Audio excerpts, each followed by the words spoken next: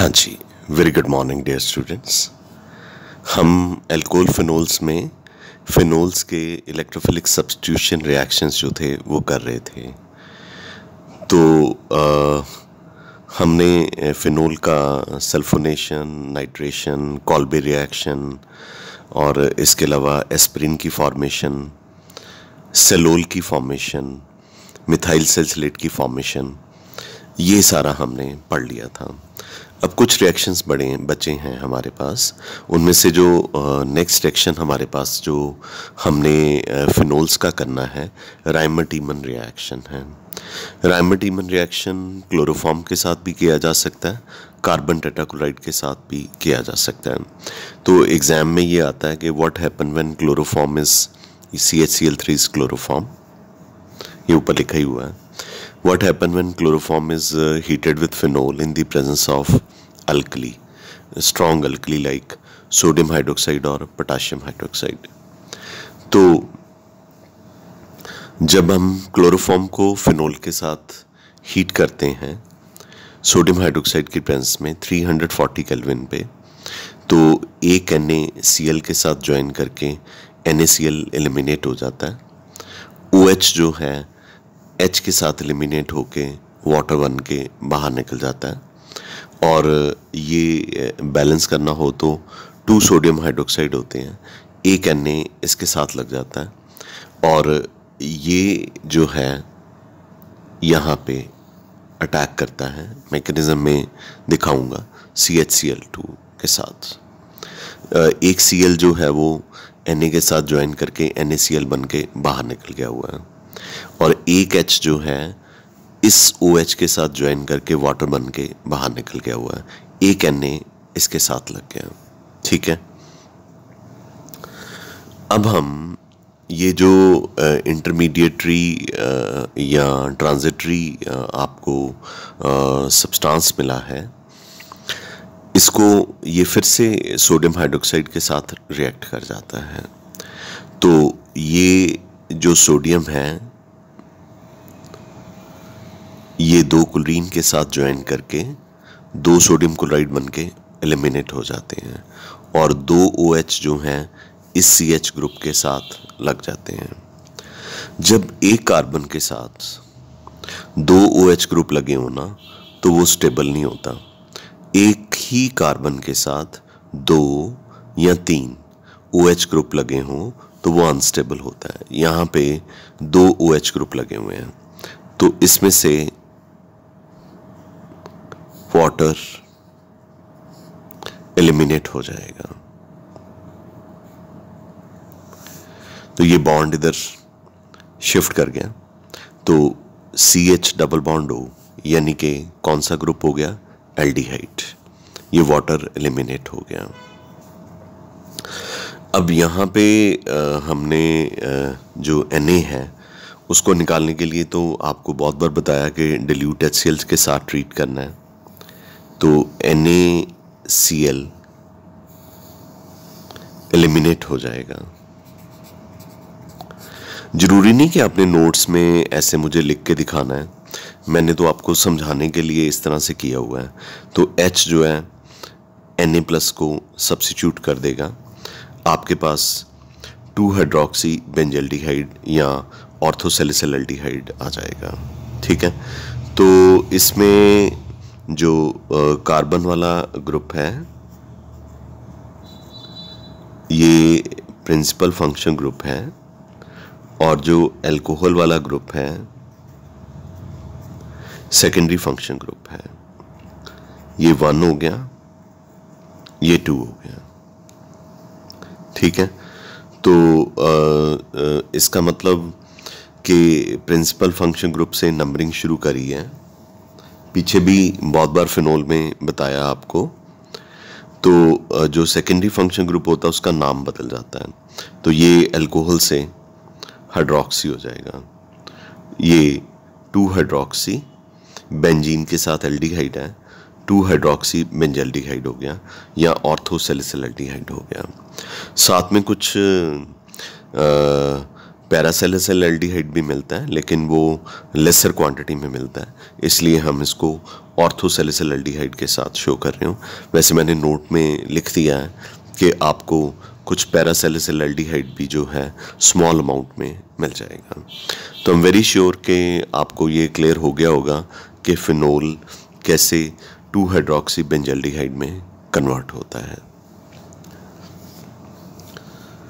Normally आपके mind में कईयों ने डाला होता है कि जेई मेंस करना हो तो सिर्फ एमसीक्यूज करने होते हैं, तो सब्जेक्ट नहीं करना होता। तो एमसीक्यूज के ऑप्शन क्या आप क्रैम करते रहोगे? आपको पता है कि ये रायमंड-ईमन रिएक्शन मेंस में, आईआईटीज में या ट्रिपल ई पहले होता था। ये कितनी बार ऐसा रिएक्शन आया हुआ है कंप्लीट करने के लिए, वहाँ पे ए बी सी ऐसे लिख देते हैं। आप मुझे बताइए कि वो ए बी सी ऑप्शन आप घर से क्रैम करके जाओगे, सारा रिएक्शन करोगे, तभी तो आपको पता चलेगा कि आपने वहाँ पे एमसीक्यूज में कौन सा ऑप्शन जो है वो फिल करना है। मैं रिपीट कर देता हूँ, फिनोल को क्लोरोफॉर्म के साथ सोडियम हाइड्रोक्साइड की प्रेजेंस में हीट करने पे NaCl और वाटर एलिमिनेट होते हैं, ठीक है। और जो CHCl3 था वो अब CHCl2 बन गया, क्योंकि इसका एक क्लोरीन जो है इस Na के साथ ज्वाइन करके NaCl बन के बाहर निकल गया, ठीक है। और जब ये यहाँ पे ज्वाइन करने के लिए जाता है, यहाँ पे भी H होता है, ये H OH के साथ ज्वाइन करके वाटर बन जाता है, और ये Na जब इसको सब्स्टिट्यूट करता है, ये वाला H भी एक और OH से ज्वाइन करके वाटर बना देता है। तो मतलब 2 वाटर मॉलिक्यूल बाहर निकल जाते हैं, एक NaCl बाहर निकल जाता है। बैलेंस हो गया ना? देखिए ना कि CHCl3 है तो एक क्लोरीन Na से ज्वाइन कर गया, NaCl बन गया, CHCl2 बन गया। अब CHCl2 ने जब यहाँ पे अटैक करना है तो H को डिस्प्लेस करना पड़ेगा। वो H सोडियम हाइड्रोक्साइड के OH से कंबाइन करके वाटर बन के बाहर निकल गया, ठीक है। एक Na जो है वो H प्लस को सब्स्टिट्यूट कर दिया, तो जो H है, जो पीछे एक OH और बचा हुआ था, उसके साथ ज्वाइन करके एक और वाटर बना दिया, 2 वाटर बन गए, ठीक है। अब यहाँ पे क्या लग जाएगा? CHCl2। मैंने इक्वेशन भी बैलेंस कर दी, वैसे बैलेंस करने की ज़रूरत नहीं होती। ये रिएक्शन आगे कंटिन्यू होता है बिकॉज इसके बाद इसमें जो सोडियम हाइड्रोक्साइड है फर्दर इसके साथ रिएक्ट करता है, और ये वाले जो 2 क्लोरीन हैं वो भी सोडियम के साथ ज्वाइन करके 2 NaCl बन के एलिमिनेट हो जाते हैं, और 2 OH, क्योंकि आगे 2 लगा हुआ है, 2 OH जो हैं CH के साथ लग जाते हैं, तो वाटर एलिमिनेट हो जाएगा। क्योंकि मैंने बताया कि एक कार्बन के साथ अगर 2 OH ग्रुप लगे हों तो ये अनस्टेबल हो जाता है, बॉन्ड इधर शिफ्ट करेगा, CHO आ गया, वाटर बाहर निकल गया। अब आप इसे Na को निकालने के लिए डिल्यूट HCl से ट्रीट करेंगे। डिल्यूट HCl के साथ ट्रीट करने के साथ जो H प्लस है Na प्लस को सब्स्टिट्यूट कर देगा, मतलब H यहाँ पे लग गया, Na और Cl कंबाइन करके क्या बना देगा? NaCl, ठीक है। तो इस तरह से आपके पास 2 हाइड्रोक्सी बेंजल्डिहाइड आ गया या ऑर्थोसैलिसिल एल्डिहाइड आ गया। I am very sure this is clear to you. जैसे हमने क्लोरोफॉर्म के साथ किया है, वैसे एग्जैक्टली कार्बन टेट्राक्लोराइड के साथ करना है। वहाँ पे CHCl3 की जगह CCl4 आ जाएगा, ठीक है। तो वो रिएक्शन अब आप अपने आप कर सकते हैं। बस मैं उसमें ये कर देता हूँ, एक काम कर देता हूँ कि ये लिख देता हूँ कि यहाँ पे H है जिसको जहाँ पे CCl4 ने लगना है, तो यहाँ पे मैं लिख देता हूँ 2 सोडियम हाइड्रोक्साइड, और साथ में मैं लिख देता हूँ कि एक NaCl एलिमिनेट हो रहा है और 2 वाटर एलिमिनेट हो रहे हैं, तो बाकी सारा वैसे का वैसे ही हो गया, ठीक है। तो CCl4 की जगह CCl3 क्यों हो गया? क्योंकि एक Cl जो है Na के साथ ज्वाइन करके NaCl बन गया। और जब CCl3 यहाँ पे ज्वाइन करने के लिए जाएगा तो यहाँ से H निकलेगा, वो OH के साथ कंबाइन करके वाटर बना देगा। और जब Na यहाँ पे जाएगा तो H यहाँ से निकलेगा, वो भी OH के साथ ज्वाइन करके वाटर बना देगा, तो 2 वाटर हो गए।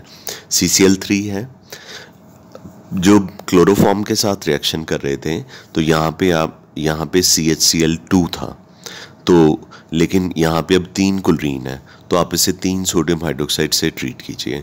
तो 3 सोडियम 3 क्लोरीन के साथ ज्वाइन करके 3 NaCl विल बी आउट और 3 OH इस कार्बन के साथ लग जाएंगे। अब एक कार्बन के साथ 3 OH लग जाए तो ये स्टेबल नहीं होता, ठीक है। तो यहाँ से वाटर एलिमिनेट हो जाएगा। तो वाटर एलिमिनेट होने के बाद ये बॉन्ड यहाँ पे शिफ्ट करेगा, तो कार्बन डबल बॉन्ड O हो गया और कार्बन के साथ OH हो गया। जब कार्बन डबल बॉन्ड O और एक कार्बन के साथ OH हो तो ये कौन सा ग्रुप होता है? Carboxylic acid. तो यहाँ पे क्या लग गया? Carboxylic acid. वाटर को हमने एलिमिनेट कर दिया, ठीक है। अब आपके पास आ गया ये ONaCOH यानी कि सोडियम सैलिसिलेट आ गया। तो Na को सब्स्टिट्यूट करने के लिए आपने डिल्यूट HCl के साथ ट्रीट करना है, जैसे पहले किया था। H प्लस जो है Na प्लस को सब्स्टिट्यूट कर देगा, तो NaCl यहाँ से बाहर निकल जाएगा। आपके पास ये OH और COH ग्रुप बेंजीन के साथ ऑर्थो पोजीशन पे लगे हुए हैं। कार्बोक्सिलिक एसिड जो है वो प्रिंसिपल फंक्शन ग्रुप है और OH जो है वो सेकेंडरी फंक्शन ग्रुप है, ठीक है। तो सेकंड कार्बन पे OH लगा हुआ है, तो ये सेकेंडरी फंक्शन ग्रुप है, क्योंकि जब 2 फंक्शन ग्रुप ऐसे होते हैं, कार्बन वाला एक नॉन कार्बन वाला। मैंने इस पूरे चैप्टर में इतनी बार बता दिया कि जब 2 फंक्शन ग्रुप इस तरह के होते हैं, कार्बन वाला एक नॉन कार्बन वाला, तो नॉन कार्बन वाले का जो नाम है वो बदल जाता है। तो अल्कोहल को यहाँ पे हाइड्रोक्सी बोलेंगे।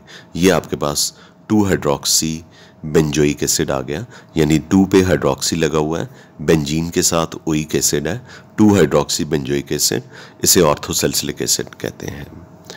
एग्जाम में क्वेश्चन इस तरह से आता है कि फिनोल को जब हम कार्बन टेट्राक्लोराइड के साथ हीट करते हैं in presence of strong alkali, sodium hydroxide या पोटाशियम हाइड्रोक्साइड के साथ, तो क्या होगा और इस रिएक्शन का नाम बताइए। एग्जैक्टली ऐसे पूछ लेते हैं, तो ये रायमर-टीमन रिएक्शन है। अगर क्लोरोफॉर्म के साथ पूछेंगे तो 7th वन जो पिछला है वो रिएक्शन करना है। अगर कार्बन टेट्राक्लोराइड के साथ पूछेंगे तो ये करना है। अगर MCQs ही आते हैं तो MCQs में अगर वो कहते हैं कार्बन टेट्राक्लोराइड के साथ क्या मिलता है इनको हीट करने के बाद, तो आपने उसका आंसर जो है ऑर्थोसैलिसिलिक एसिड दे देना है, ठीक है। तो अगर सैलिसिल्डिहाइड दिया हुआ है तो वो नहीं करेक्ट होगा, बिकॉज आप यहाँ पे CCl4 के साथ हीट कर रहे हैं। जब CCl4 के साथ हीट करेंगे तो सैलिसिलिक एसिड मिलेगा। जब CHCl3 के साथ हीट करेंगे, जैसे कि पिछले रिएक्शन में था, तो फिर आपको ऑर्थोसैलिसिल्डिहाइड मिलेगा। आई एम वेरी श्योर कि ये आपको क्लियर हो गया होगा। इसका मैकेनिज्म IITs में आ चुका है, 1 बार नहीं, 2 बार नहीं, 3-4 बार आ चुका है। तो बताइए फिर कि सब्जेक्ट करने का फ़ायदा होता है कि नहीं होता। अब आपको पता चलेगा कि ये यहाँ पे CHO जो है कैसे आया। ये जो मैकेनिज़्म मैं आपको पढ़ाने जा रहा हूँ ये क्लोरोफॉर्म के साथ कराने जा रहा हूँ कि फिनोल जब क्लोरोफॉर्म के साथ रिएक्ट करता है सोडियम हाइड्रोक्साइड की प्रेजेंस में तो क्या होता है। ये हाइड्रोक्साइड जो है ये हमारा सोडियम हाइड्रोक्साइड से आया। स्टेप 1 का नाम है जनरेशन ऑफ इलेक्ट्रोफाइल और ये क्लोरोफॉर्म है। तो ये इसके H को सब्सट्रैक्ट कर लेता है, H और OH कंबाइन करके वाटर बना देते हैं।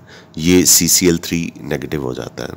ये अनस्टेबल है, इसमें से Cl नेगेटिव बाहर निकल जाएगा और हमारे पास यहाँ पे एक नॉन बॉन्डिंग इलेक्ट्रॉन का पेयर है और CCl2 आ जाता है। ये एक रिएक्टिव इंटरमीडिएट होता है जिसका नाम डाइक्लोरोकार्बिन है, और ये पता नहीं MCQs में कितनी बार आया है, मुझे भी नहीं याद, कि आप जब राइमर टीमन रिएक्शन पढ़ते हो तो उसमें रिएक्टिव इंटरमीडिएट का नाम बताइए। रिएक्टिव इंटरमीडिएट का नाम है डाइक्लोरोकार्बिन। रिएक्टिव इंटरमीडिएट क्या होते हैं? +1 का काम है। They are short lived and they help in converting reactant to product, but they do not exist themselves for more than picoseconds. तो ये शॉर्ट लिव्ड होते हैं। ये रिएक्शन में मतलब अगर आप बोलें कि कैटलिस्ट की तरह बाहर ऐसा जनरेट हो जाएंगे, ऐसा कुछ नहीं है। इनकी हेल्प से ही रिएक्शन जो है वो आगे प्रोग्रेस करेगा, नहीं तो रिएक्शन प्रोग्रेस जो है वो नहीं करेगा। तो ये जो डाइक्लोरोकार्बिन रिएक्टिव इंटरमीडिएट है, ये फिनोल का फिनोक्साइड दिखा दिया है जानबूझ के, सोडियम नहीं, मतलब इसका H नहीं दिखाया, और फिनोक्साइड आयन जो है उसके ऊपर नेगेटिव चार्ज होता है। तो जब ये इलेक्ट्रॉन डोनेटिंग ग्रुप होता है, जब इसके ऊपर नेगेटिव चार्ज होता है, तो जब ये बॉन्ड इधर शिफ्ट करेगा तो इस कार्बन की वैलेंसी 5 हो जाएगी। वो बॉन्ड जो है बाहर चला जाएगा CCl2 के ऊपर अटैक करने के लिए। तो ये बॉन्ड जब CCl2 के ऊपर अटैक करने के लिए जाएगा, यहाँ पे H तो पहले से था, तो ये H पहले से ही दिखा दिया है, तो CCl2 इसके साथ ऑर्थो पोजीशन पे लग जाएगा। पर इस CCl2 पे अब एक नेगेटिव चार्ज भी दिखा दिया है। वो इसलिए दिखाया रहे हैं क्योंकि इसके पास तो बॉन्ड बनाने के लिए इलेक्ट्रॉन थे ना, फिर भी ये बॉन्ड इसके साथ अटैक करने के लिए आ रहा है, इसके साथ बॉन्ड बनाने के लिए आ रहा है, मतलब कि एक इलेक्ट्रॉन का पेयर तो फालतू है। तो ये इलेक्ट्रॉन का पेयर मैं अगर यहाँ पे शिफ्ट कर दूँ तो डेफिनेटली यहाँ पे क्या आएगा? नेगेटिव चार्ज आ जाएगा। अब इस नेगेटिव चार्ज को पॉजिटिव करना है और बेंजीन की रिंग को भी कंप्लीट करना है। तो क्या होगा कि ये बॉन्ड जब इधर शिफ्ट कर गया था, यहाँ पे डबल बॉन्ड आ गया था, ये अपनी जगह पे वापस चला जाएगा, तो ये दोबारा से फिनोक्साइड हो जाएगा। ये जो नेगेटिव चार्ज है यहाँ से H को अब्स्ट्रैक्ट कर लेगा, तो ये CHCl2 बन गया, और ये बॉन्ड रिंग के कंप्लीट करने के लिए अंदर चला गया, ये बन गया। अब बाकी सारा वैसे ही है जैसे रिएक्शन में दिखाया था। 2 सोडियम हाइड्रोक्साइड के साथ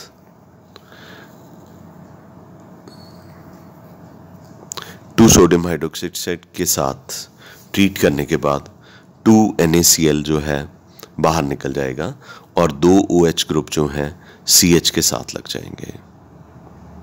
ठीक है, तो 2 OH ग्रुप जब इसके साथ लगेंगे तो फिर आपने आगे वैसे ही करना है जैसे मैंने यहाँ पे बताया था। CH के साथ 2 OH ग्रुप लग जाएंगे, वाटर एलिमिनेट हो जाएगा, CHO आ जाएगा, फिर इसको डिल्यूट HCl के साथ ट्रीट कर दोगे तो H जो है यहाँ पे चला जाएगा और आपके पास ऑर्थो सैलिसिल एल्डिहाइड आ जाएगा। ये आपका प्रोडक्ट था। आई एम वेरी श्योर कि आपको राइमर टीमन रिएक्शन जो है वो क्लियर हो गया होगा। ठीक है, बस आगे तो एक सिंपल सा रिएक्शन है।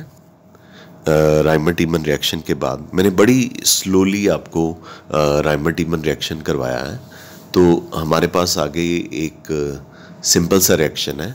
एक इंडिकेटर का नाम सुना होगा आपने, फिनोल्फथलीन इंडिकेटर का नाम सुना होगा। तो ये मेरे पास 2 मॉलिक्यूल फिनोल के हैं, ये पैथेलिक एनहाइड्राइड का मॉलिक्यूल है। जब मैं इनको कॉन्सेंट्रेटेड सल्फ्यूरिक एसिड की प्रेजेंस में हीट करता हूँ तो पैथेलिक एनहाइड्राइड का ऑक्सीजन और फिनोल के OH ग्रुप के पैरा पोजीशन पे जो हाइड्रोजन है ये आपस में ज्वाइन करके वाटर बन के बाहर निकल जाता है। माइनस यहाँ पे लिख देते हैं, चलो, प्लस वाटर, यानी प्रोडक्ट के साथ आपको वाटर मिल गया। ठीक है, तो वाटर बाहर निकल गया। अब ये बॉन्ड यहाँ पे लग जाएगा, ये बॉन्ड यहाँ पे लग जाएगा, ठीक है। और ये जो सब्सटेंस आपको मिल रहा है ये लैब में इंडिकेटर के तौर पे यूज़ किया जाता है और इस इंडिकेटर को फिनोल्फथलीन कहा जाता है। वेरी श्योर कि ये आपको क्लियर हो गया होगा, ठीक। तो बेटा ये थे हमारे electrophilic substitution reaction of phenol. तो अब आगे हमने इनके मिसलेनियस रिएक्शंस पढ़ने हैं फिनोल के। बहुत सिंपल है। फिनोल को अगर फेरिक्लोराइड न्यूट्रल के साथ ट्रीट करोगे तो उस टेस्ट ट्यूब में जिसमें फिनोल डाला हुआ है आपने और उसमें आपने न्यूट्रल फेरिक्लोराइड को डाल दिया है तो वायलेट, ब्लू, ग्रीन या इवन के रेड कलर जो है वो मिल जाएगा। तो बेसिकली सिर्फ फिनोल ही ये टेस्ट देते हैं। अल्कोहल के साथ अगर आप फेरिक्लोराइड डालोगे तो कोई कलरेशन नहीं आएगी। तो दो टेस्ट ट्यूब्स हैं, एक में अल्कोहल और एक में फिनोल डाल दो, दोनों में फेरिक्लोराइड न्यूट्रल डाल दो। तो जिस टेस्ट ट्यूब में आपको वायलेट, ब्लू, ग्रीन या इवन के रेड कलर मिल जाता है वो फिनोल होगा और जिस टेस्ट ट्यूब में कोई कलर नहीं मिलता वो अल्कोहल होगा। एक तरह से देखा जाए कि ये मिसलेनियस रिएक्शन का जो पहला रिएक्शन है ये डिस्टिंक्शन है बिटवीन अल्कोहल एंड फिनोल। दूसरा रिएक्शन बहुत इंपॉर्टेंट है हमारा, ऑक्सीडेशन रिएक्शन। फिनोल की ऑक्सीडेशन आप पोटाशियम डाइक्रोमेट और सल्फ्यूरिक एसिड के साथ करेंगे तो पैरा बेंजोक्विनोन मिल जाएगा, ठीक है। तो रिडक्शन है, reduction is very simple. Benzene के अंदर 3 डबल बॉन्ड हैं तो हाइड्रोजन के साथ रिडक्शन करते हैं निकल की प्रेजेंस में हीट करने पे। तो एक बॉन्ड को रिड्यूस करने के लिए हमें 2 हाइड्रोजन चाहिए होते हैं। मतलब ये एक डबल बॉन्ड है तो इसको सिंगल बनाने के लिए, इसको रिड्यूस करने के लिए 2 हाइड्रोजन चाहिए। तो 2 के लिए 4 चाहिए और 4 हाइड्रोजन चाहिए और 3 डबल बॉन्ड हैं तो कितने हाइड्रोजन चाहिए? 6 चाहिए। 3 2 का 6, दैट इज़ वाई यहाँ पे 3 2 का 6 लिखा हुआ है। तो फिर ये डबल बॉन्ड जो हैं वो सारे रिड्यूस हो जाएंगे सिंगल बॉन्ड्स में और वहाँ पे H लग जाएंगे तो ये आपका हो जाएगा cyclohexanol. I am very sure कि आपको फिनोल के रिएक्शंस जो हैं वो क्लियर हो गए होंगे। अब हमारे पास कुछ मिसलेनियस टाइप ऑफ वर्क है जैसे कि हम पढ़ने जा रहे हैं कि कैसे प्राइमरी, सेकेंडरी और टर्शियरी अल्कोहल के बीच में डिस्टिंग्विश किया जा सकता है और आइडोफॉर्म टेस्ट को भी हम पढ़ेंगे। पहले हम पढ़ते हैं how will you distinguish primary, secondary and tertiary alcohols, ठीक है। तो प्राइमरी, सेकेंडरी और टर्शियरी अल्कोहल को डिस्टिंग्विश करने के लिए मतलब आपको लैब में टेस्ट ट्यूब में प्राइमरी, सेकेंडरी और टर्शियरी अल्कोहल दिया हुआ है और आपने उनको डिस्टिंग्विश करना है, प्राइमरी कौन सा है, सेकेंडरी कौन सा है और टर्शियरी कौन सा है। इनको 2 टेस्ट की हेल्प से किया जा सकता है, Lucas test and Victor Meyer test. इसके अलावा ऑक्सीडेशन टेस्ट जो मैंने कल की वीडियो में कराया था, एक्शन ऑफ हीटेड कॉपर भी मैंने कल की वीडियो में कराया था। ये अदर्स कैटेगरी में आ जाते हैं, ये आपने वहाँ से ही रेफ़र करने हैं जो मैं आपको करवा चुका हूँ। लेकिन जब भी हमें केमिस्ट्री में 2 या 3 सब्सटेंसेस के बीच में डिस्टिंग्विश करना होता है ना तो हमें कुछ कलर बेसिस पे या प्रेसिपिटेशन बेसिस पे रिएक्शन को प्रेफर करना चाहिए। तो हम ल्यूकास टेस्ट को और या ल्यूकास रिएजेंट टेस्ट को और विक्टर मेयर टेस्ट को ही प्रेफर करते हैं। तो सबसे पहले चलिए मैं आपको ल्यूकास टेस्ट पे लिए चलता हूँ। ल्यूकास टेस्ट जो है ये एक ऐसा टेस्ट है जो हमें प्राइमरी, सेकेंडरी और टर्शियरी अल्कोहल के बीच में डिस्टिंग्विश करने के लिए बताएगा। अब ल्यूकास टेस्ट में हम ल्यूकास रिएजेंट को यूज़ करते हैं और जो गिवन अल्कोहल होता है उसको ल्यूकास रिएजेंट की प्रेजेंस में हम हीट करते हैं। तो ल्यूकास रिएजेंट होता क्या है? इसमें equimolar, equal number of mole of concentrated hydrochloric acid and anhydrous zinc chloride होता है। इक्विमोलर मतलब equal number of mole of concentrated HCl और equal number of mole of anhydrous zinc chloride, मतलब दोनों के नंबर ऑफ मोल बराबर होने चाहिए। इनको ल्यूकास रिएजेंट कहते हैं, इन दोनों को मिला के, concentrated HCl plus anhydrous zinc chloride को मिला के ल्यूकास रिएजेंट कहा जाता है। तो गिवन अल्कोहल को आपने ल्यूकास रिएजेंट के साथ ट्रीट करना है, तो अल्काइल हैलाइड बन सकते हैं या नहीं बन सकते। जब बनेंगे तो उनकी सॉल्युबिलिटी के बेस पे ये टेस्ट है। तो आप अगर अल्कोहल को जो गिवन अल्कोहल है उसको ल्यूकास रिएजेंट के साथ ट्रीट करते हैं, तो अगर टर्बिडिटी आ जाती है, टर्बिडिटी मतलब कि जैसे कर्ड को वाटर में डाल दो तो वाइटनेस सी आ जाती, तो अगर टर्बिडिटी आ जाती है इमीडिएटली उसी वक्त, मतलब टेस्ट ट्यूब में आपने अल्कोहल डाला हुआ है, ल्यूकास रिएजेंट डाल दिया, तो immediately with in few second 2-3 second में टर्बिडिटी अपेयर हो जाती है, तो जो अल्कोहल है वो टर्शरी है। लेकिन अगर टर्बिडिटी आते आते 5-7-8 मिनट लग जाते हैं तो जो अल्कोहल है वो सेकेंडरी अल्कोहल है।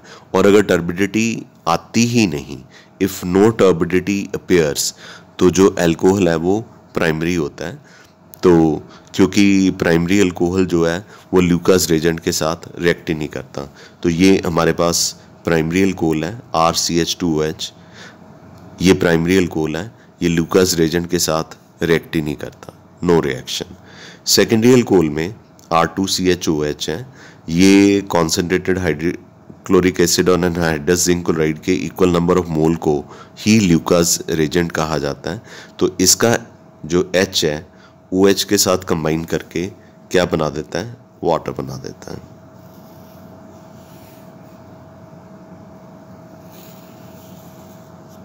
और इसकी जगह पे Cl लग गया, तो हमारे पास क्या आ गया, R2CHCl।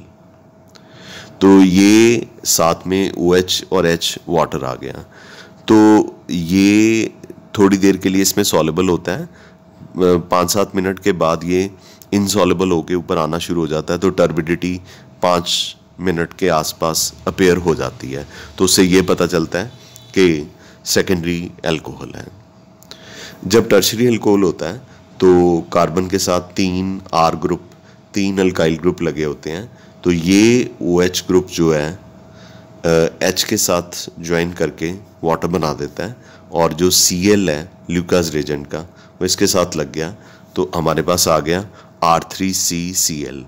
ये वाटर में सॉल्युबल ही नहीं होता, तो टर्बिडिटी इमीडिएटली अपेयर होती है, जिससे हमें ये पता चलता है कि ये जिस केस में, जिस टेस्ट ट्यूब में टर्बिडिटी इमीडिएटली अपेयर होगी, वो जो अल्कोहल होगा वो कौन सा अल्कोहल होगा, टर्शरी अल्कोहल होगा। आई एम वेरी श्योर कि आपको यहाँ तक क्लियर हो गया होगा। ठीक है बेटा। आगे हमारे पास जो सेकंड टेस्ट है, जो कि प्राइमरी, सेकेंडरी और टर्शरी अल्कोहल को डिस्टिंग्विश करने के लिए है, वो है Victor Meyer test. That test is Victor Meyer test. Let's see Victor Meyer test में क्या है। पहले तो ये लंबा चौड़ा चार्ट देख के घबराना नहीं है आपने बिल्कुल भी कि पता नहीं क्या होने वाला है, ऐसा कुछ नहीं है। ये तीनों रिएक्शन एक जैसे हैं। टेस्ट ट्यूब में आपने एक में प्राइमरी, एक में सेकेंडरी और एक में टर्शियल अल्कोहल डाल दिया, तो ये प्राइमरी अल्कोहल है, ये सेकेंडरी अल्कोहल है, ये टर्शियल अल्कोहल है। क्योंकि जिस कार्बन के साथ OH लगा उसके साथ 3 R ग्रुप यानी कि अल्काइल ग्रुप लगे हैं, तो ये टर्शरी हो गया। जिसके साथ कार्बन OH जिस कार्बन के साथ लगा उसके साथ 2 अल्काइल ग्रुप लगे हुए हैं, तो ये सेकेंडरी अल्कोहल हो गया। तो OH जिस कार्बन के साथ लगा उसके साथ एक ही अल्काइल ग्रुप लगा, तो ये प्राइमरी अल्कोहल हो गया। ठीक है, तो प्राइमरी, सेकेंडरी और टर्शरी अल्कोहल आपने 3 टेस्ट ट्यूब्स में ले लिए। फास्फोरस और आयोडीन के साथ ट्रीट किया, तो आयोडीन ने OH को सब्स्टिट्यूट कर दिया, तो उसकी जगह पे आयोडाइड लग गया। फिर सिल्वर नाइट्राइट के साथ ट्रीट किया, नाइट्राइट ने आयोडाइड को रिप्लेस कर दिया। फिर इसको आपने नाइट्रस एसिड के साथ ट्रीट किया, नाइट्रस एसिड के साथ ट्रीट करने के बाद ये H2 और ये O इज आउट, वाटर बाहर निकल गया और NOH डबल बॉन्ड के साथ यहाँ पे लग गया, क्योंकि यहाँ से 2 हाइड्रोजन यानी कि 2 बॉन्ड निकल रहे थे, तो यहाँ पे डबल बॉन्ड लग गया NOH। ये नाइट्रोलिक एसिड है, तो इसका नाम याद करना ज़रूरी है नाइट्रोलिक एसिड का। सोडियम हाइड्रोक्साइड के साथ ट्रीट करोगे, इसकी ज़रूरत नहीं है याद करने की, ये कंपाउंड याद करने की ज़रूरत नहीं है। नाइट्रोलिक एसिड को सोडियम हाइड्रोक्साइड में डालोगे, अगर ब्लड रेड कलरेशन उस टेस्ट ट्यूब में आ जाती है तो जो अल्कोहल है वो प्राइमरी अल्कोहल होगा। सेम रिएक्शन हमने सेकेंडरी अल्कोहल के साथ करने हैं। सेकेंडरी अल्कोहल में यू नो वेरी वेल के कार्बन जिसके साथ OH लगा है उसके साथ 2 अल्काइल ग्रुप लगे होते हैं, तो इसको जैसे प्राइमरी अल्कोहल को फास्फोरस और आयोडीन से ट्रीट किया था, इसको भी फास्फोरस आयोडीन से ट्रीट करना है। तो आयोडीन ने OH को रिप्लेस कर देना है, तो यहाँ पे आयोडाइड लग गया।